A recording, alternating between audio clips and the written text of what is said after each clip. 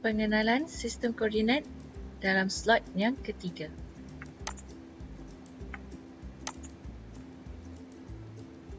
Di dalam pengisian slot yang ketiga ini, kita akan melihat apa itu sistem koordinat, jenis-jenis sistem koordinat dan unjuran peta. Apa itu koordinat? Sistem koordinat adalah satu sistem untuk menentukan sesuatu kedudukan titik di atas satah ataupun bidang ataupun ruang.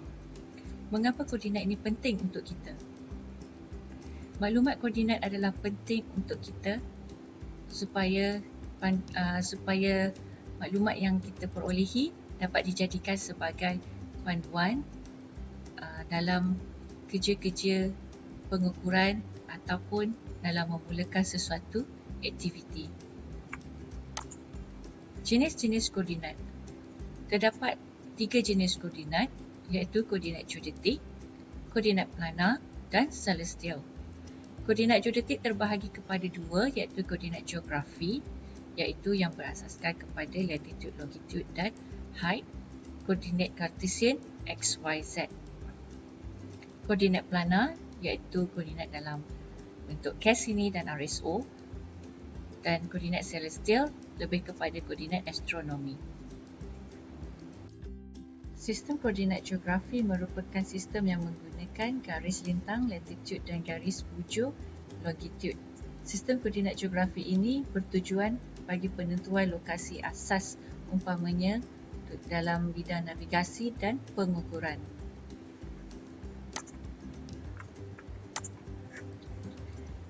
Kita lihat gambar rajah ini. Ini merupakan gambar rajah menunjukkan lokasi bagi latitude dan juga longitude. Garisan latitude diukur daripada 90 darjah utara sehingga 0 darjah ekuator ataupun daripada 90 darjah selatan sehingga 0 darjah ekuator. Manakala bagi garisan longitude dia dikira daripada 180 darjah barat dan timur of meridian Greenwich. Ketinggian ataupun H, jika diperhatikan di sini, cerapan daripada GNSS, koordinat yang kita perolehi adalah berdasarkan daripada ellipsoid, ataupun dikenali sebagai ellipsoidal height, di mana geod tidak boleh dihubungkan secara matematik, maka satu permukaan anggapan telah diwujudkan dengan mempunyai hubung kait yang jelas. Permukaan rujukan ini dikenali sebagai ellipsoid. Seperti mana yang saya sebutkan tadi, pengukuran GNSS, nilai yang kita perolehi berdasarkan kepada ellipsoidal height. Dengan adanya nilai latitude, longitude dan height, maka kedudukan geographical bagi satu-satu titik boleh ditentukan di atas globe. Koordinat ini juga lebih dikenali sebagai koordinat geodetik di dalam bidang geodesi. Sistem koordinat planar. Apa yang dikatakan dengan sistem koordinat planar? Sistem koordinat ini terdiri daripada persimpangan garisan-garisan bersudut tepat ataupun perpendicular antara satu sama lain yang mengandungi dua paksi utama, iaitu paksi X dan Y. Ataupun dikenali sebagai paksi X adalah timuran ataupun barat, manakala paksi Y paksi utaraan ataupun selatan.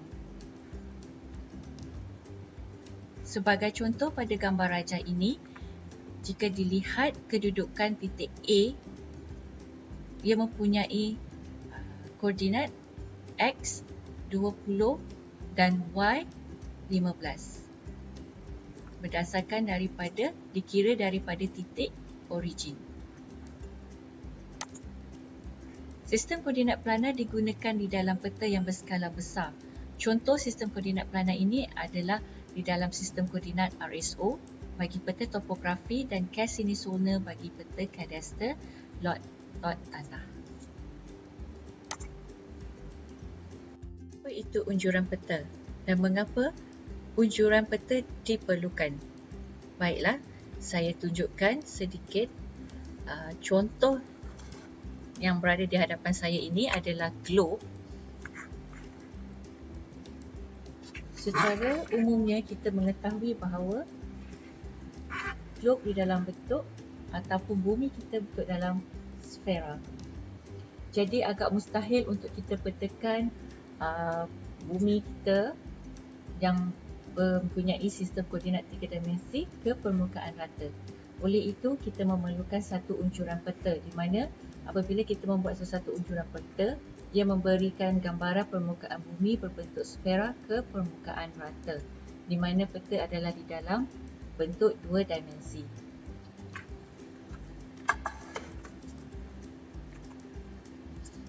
Ini yang saya maksudkan sebentar tadi, iaitu daripada bentuk permukaan sfera diunjurkan ke bentuk peta dimensi 2D.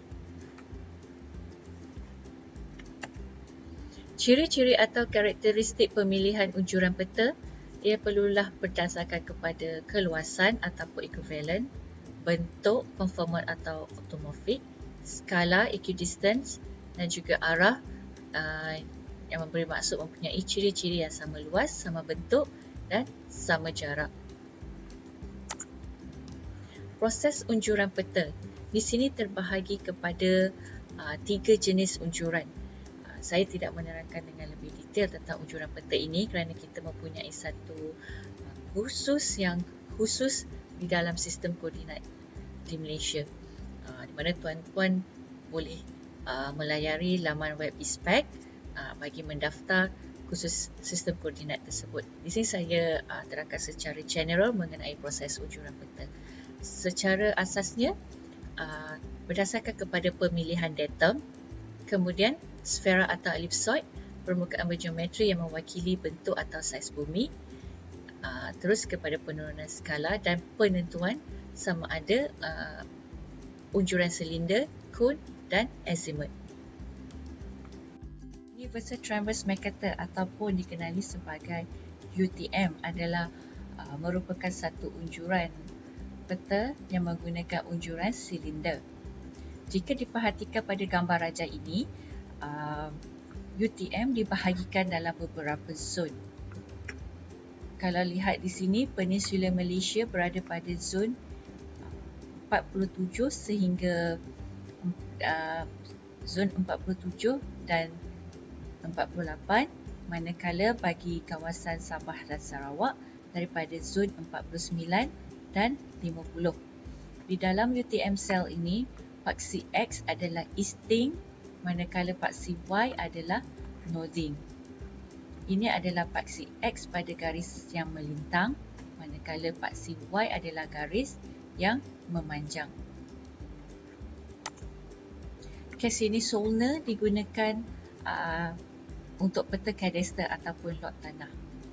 Ia sesuai bagi pemetaan skala besar kawasan yang menghampiri meridian pusat, dan unjuran ini mempunyai origin yang tersendiri bagi setiap negeri di mana untuk mengekalkan skala yang betul.